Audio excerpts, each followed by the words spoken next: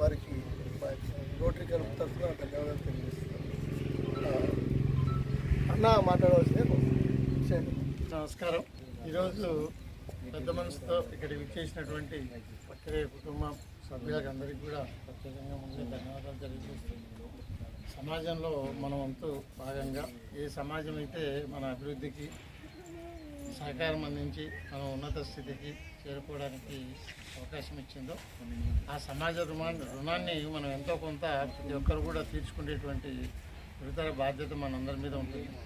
కాబట్టి నిరంతరం సమాజ కార్యంలో ఉండేటువంటి వాళ్ళు వ్యక్తిగా మనం ఎంత సంపాదించినప్పటికీ ఇలాంటి కార్యక్రమాలలో మనం ఎప్పుడైతే పాల్గొని నలుగురికి చేయూత అందిస్తామో నిజంగా కూడా నిజమైనటువంటి సంతోషం మనకు కలుగుతుంది.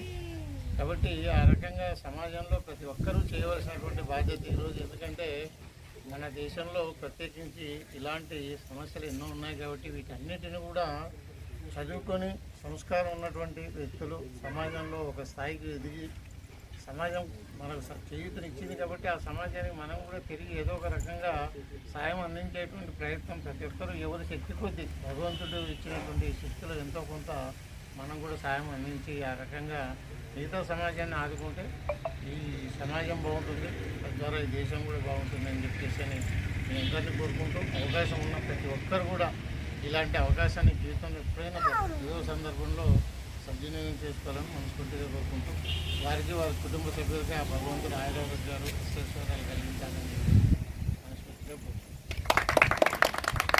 వీరారెడ్డి గారు, ప్రెసిడెంట్ వీరారెడ్డి గారు తన సందేశాన్ని వినిపించవచ్చు. అందరికీ నమస్కారం. ఈరోజు పక్కిరప్ప అన్న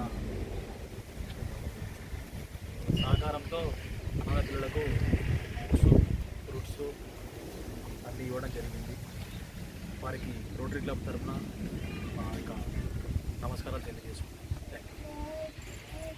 నమస్కారము. ఈరోజు ప్రత్యేక దినం ఏమంటే వరాది ఉంది. దాంట్లో నా భార్య యొక్క సంవత్సరిక ఉంది.